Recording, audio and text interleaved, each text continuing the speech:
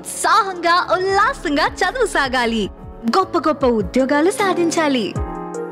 Vignan deemed to be university. Telangana రాష్ట్ర రాజకీయాల్లో supreme court తీర్పు సంచలనం సృష్టిస్తుంది. ఇటు బీఆర్ఎస్ ఇటు బీజేపీలో వేసిన పార్టీ ఫిరాయింపుల చట్టం ప్రకారం 3 నెలల్లో పూర్తిగా చర్యలు తీసుకోవాలని కూడా సుప్రీంకోర్టు తీర్పునిచ్చింది. దీనికి పూర్తి అధికారాలు కూడా స్పీకర్ ఇచ్చింది. ఇటువైపు కాంగ్రెస్ మాత్రం తనకు అనుకూలంగా ప్రచారం చేసుకుంటుంది. బీఆర్ఎస్ ఉప ఎన్నికలు ఉంటాయని కూడా ప్రచారం చేసుకుంటుంది. అదే అసలు ఈ బీఆర్ఎస్ ఎలా చూస్తుంది? మనతో మాట్లాడడానికి మాజీ మంత్రి సత్యవతి రాథోడ్ ఉన్నారు, అడిగి తెలుసుకుందాం. మేడం నమస్కారం. ఈ సుప్రీంకోర్టు తీర్పు మనం చూసాం, రాష్ట్ర రాజకీయాల్లో మొత్తం కూడా సంచలనం రేపుతున్న విషయం మనందరికీ తెలిసిందే. దీన్ని బీఆర్ఎస్ ఎలా చూస్తుంది మేడం? బీఆర్ఎస్ సుప్రీంకోర్టు మొన్న వెలువరించిన తీర్పు ఏదైతే ఎమ్మెల్యేల అనర్హతపై వారు ఇచ్చిన తీర్పు ఏదైతే ఇది ప్రజాస్వామ్యవాదులందరూ కూడా దీన్ని స్వాగతించాల్సిన క్షణం. అందులో బీఆర్ఎస్ పార్టీ ముఖ్యంగా మొదటి నుంచి కూడా న్యాయస్థానం పట్ల గౌరవం, న్యాయం ధర్మం గెలుస్తుంది అని చెప్పి విశ్వాసంతోనే మేము సుప్రీంకోర్టు తలుపు తట్టడం జరిగింది. సుప్రీంకోర్టు సీజే బెంచ్ ఏదైతే ఈ తీర్పు వెలువరించిందో దాన్ని పూర్తిగా బీఆర్ఎస్ పార్టీ స్వాగతిస్తుంది. మేము అనుకున్నట్టు ఇంకా ఈ దేశంలో ప్రజాస్వామ్యం బతికి ఉంది. అవకాశాల కోసం కొంతమంది అవకాశవాదులు స్వార్థం కోసం పార్టీ ఫిరాయించే వాళ్లకు ఇదొక చెంపపెట్టు. స్వయంగా ఒక రాష్ట్ర ముఖ్యమంత్రి అసెంబ్లీలో ఎన్నికలు రావు ఎట్లొస్తాయి అని చెప్పి ప్రశ్నించే అహంకారానికి పరాకాష్ట అయిన రేవంత్ రెడ్డి గారి మాటలకు ఇదొక చెంపపెట్టు అని చెప్పి నేను ఈ సందర్భంగా తెలియజేస్తా ఉన్నాను. బ్రహ్మాండంగా మరి మళ్ళొక్కసారి సామాన్యులకు సైతం న్యాయం పట్ల ధర్మం పట్ల సుప్రీంకోర్టు పట్ల విశ్వాసం నమ్మకం కలిగే విధంగా ఈ తీర్పు వచ్చిందని చెప్పి నేను భావిస్తూ ఉన్నాను. కాంగ్రెస్ పార్టీ మాత్రం ముఖ్యంగా స్పీకర్ నిర్ణయం వదిలివేశారు, కానీ బీఆర్ఎస్ మాత్రం ఉప ఎన్నికలు వస్తాయని కూడా చెప్పారు. దీన్ని మేము వ్యతిరేకిస్తున్నామని కాంగ్రెస్ చెప్తుంది. మేడం ఎట్లా చెప్పాలి దీన్ని? సుప్రీంకోర్టు తీర్పులో చాలా స్పష్టంగా తొందరగా తీసుకోండి, వీలైనంత తొందరగా తీసుకోండి, లేదు అంటే 3 నెలల లోపు తీసుకోండి అని చెప్పి చెప్పారు. అంటే ఒక చట్టసభల్ని సుప్రీంకోర్టు గౌరవిస్తుంది, దాని మీద కూడా వాళ్ళ విశ్వాసాన్ని ప్రకటించింది. ఆ విశ్వాసాన్ని ఆ నమ్మకాన్ని వమ్ము చేసిన రోజు తప్పకుండా వాళ్ళ మీద కూడా ఇవాళ గవాయి గారు ఏదైతే సుప్రీంకోర్టు సీజే ఉన్నారో వారు సుప్రీంకోర్టు సీజే కాకముందే సుప్రీంకోర్టు జడ్జిగా ఇచ్చిన తీర్పులోనే మేము స్పీకర్లు కాలయాపన చేస్తూ ఉంటే ఎన్నికల ముందే ఎన్నికలు వచ్చినప్పుడు మాత్రమే కేవలం 6 నెలల సంవత్సరం ముందు మాత్రమే అనర్హత చర్యలు తీసుకుంటే మేము చూస్తూ ఊరుకోవాలా, చేతులు ముడుచుకోవాలా? 4 ఏళ్ళు కాలయాపన చేసినా మేమేం మాట్లాడకూడదా? ఇది పద్ధతి కాదు అని చెప్పి చాలా గట్టిగా వారు మాట్లాడటం జరిగింది. దాన్ని బట్టే స్పీకర్ నిర్ణయం ఉంటుంది అని చెప్పి నేను భావిస్తూ ఉన్నాను.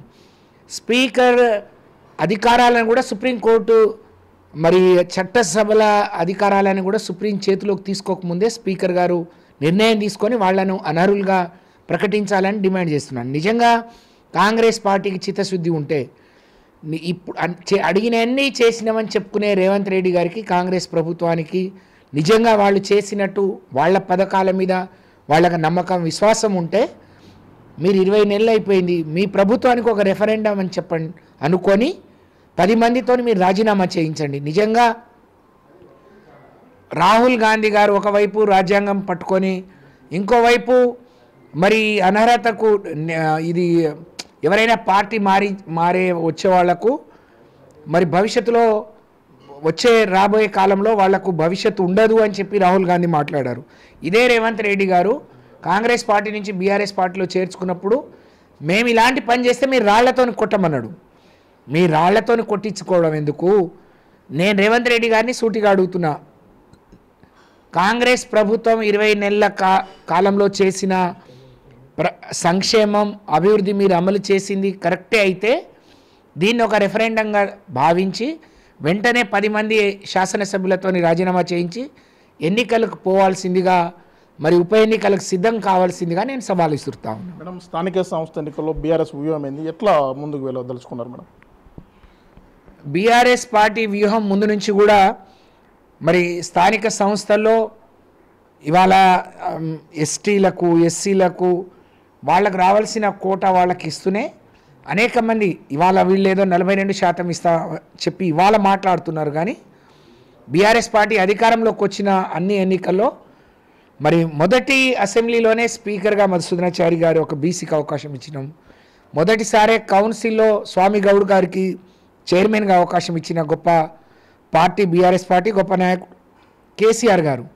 కాబట్టి స్థానిక సంస్థల్లో ప్రజలందరూ కూడా కేసీఆర్ గారు ఓడిపోయి తెలంగాణ ప్రజానికానికి నష్టం జరిగింది, తెలంగాణ ప్రాంతానికి నష్టం జరిగింది, తిరిగి కేసీఆర్ గారిని ఎన్నుకోవాలి, కేసీఆర్ గారు మరి చల్లగా ఉంటేనే ముఖ్యమంత్రిగా ఉంటేనే బీఆర్ఎస్ పార్టీ తెలంగాణ ప్రజలకు ఒక రక్షణ కవచం, వాళ్ళకు అండదండ, గులాబీ జెండా అంటే పేదలకు అండగా భావిస్తున్న తరుణంలో చక్కటి వ్యూహంతో ఇప్పటికే మా మాజీ ముఖ్యమంత్రి కేసీఆర్ గారి ఆదేశాలతోని ఒకవైపు కేటీఆర్ గారు, మా వర్కింగ్ ప్రెసిడెంట్ గారు, హరీష్ రావు గారు, ముఖ్య నేతలందరూ కూడా ఎక్కడికక్కడ జిల్లాలో ఉండే పార్టీ యంత్రాంగాన్ని సన్నద్ధం చేస్తున్నాం.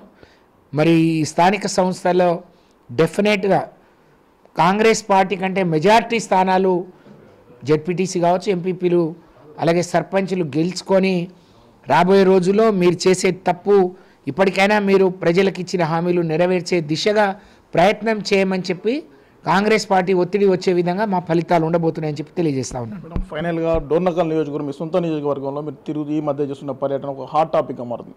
రానున్న ఎన్నికల్లో సత్యవతి రాథోడే బీఆర్ఎస్ నుంచి నిలబడుతుందని కూడా బీఆర్ఎస్లో బాగా జోరుగా చర్చ జరుగుతుంది. మేడం, ఈ బీఆర్ఎస్ వాళ్ళకి ఏం చెప్పదలుచుకున్నారు? డోర్నకల్ నియోజకవర్గం నాకు జన్మనిచ్చింది, రాజకీయ జన్మని కూడా ఇచ్చింది.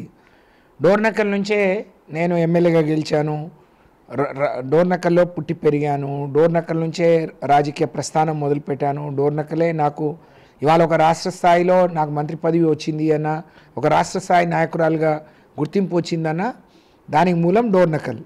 నిన్న మొన్న కొంతమంది మాట్లాడుతూ వాళ్ళు అనుమతిస్తారా, వీళ్ళు అనుమతిస్తారా, వాళ్ళు రానిస్తారా అంటే నేను నిన్న అది మాట్లాడటం జరిగింది. ఏమని అంటే ఇది డోర్నకల్ నా సొంత గడ్డ, నా సత్యవతి రాథోడ్ అడ్డా, ఇది ఎవరి పర్మిషన్ అవసరం లేదు, నేను ఎప్పుడు అనుకుంటే అప్పుడు రావచ్చు. అలాగే నేను మంత్రిగా ఉన్నప్పుడు కూడా సాధ్యమైనంత వరకు రాష్ట్రమంతా ఒక ఎత్తు, మహబూబాద్ జిల్లా ఒక ఎత్తుగా నేను ఇక్కడ పర్యటించడం కానీ పనిచేయడం కానీ మరి సంక్షేమ ఫలాలు పేదవాళ్ళకు నేరుగా అందించడానికి నేను శక్తివంచన లేకుండా కృషి చేశాను. నా సొంతూరే డోర్నకల్లో ఉంటుంది, గుండ్రాతి మడుగు.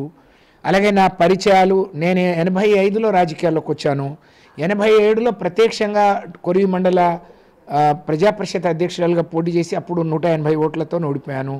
89లోనే సుమారు 30 ఏళ్ల క్రితమే నేను ఎమ్మెల్యేగా డోర్నకల్ నుంచి పోటీ చేశాను.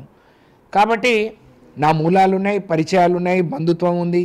కార్యకర్తలు నన్ను నా ప్రతి కష్టంలో నాకు అండగా నిలబడ్డ కార్యకర్తలు ఉన్నారు. కాబట్టి ఏదైనా కష్ట సుఖం ఉంటే, ఏదైనా పెళ్లిలో, చావులో, పలకరింపులో, ఏదైనా మంచి చెడుకి వెళ్తున్నాను అంతే తప్ప నేను పోటీ చేస్తాను అని ప్రజలు భావించి అనుకుంటే అది వాళ్ళ ప్రేమకు నిదర్శనం. కానీ నేను క్రమశిక్షణ గల బీఆర్ఎస్ పార్టీ నాయకురాల్ని, కార్యకర్తను.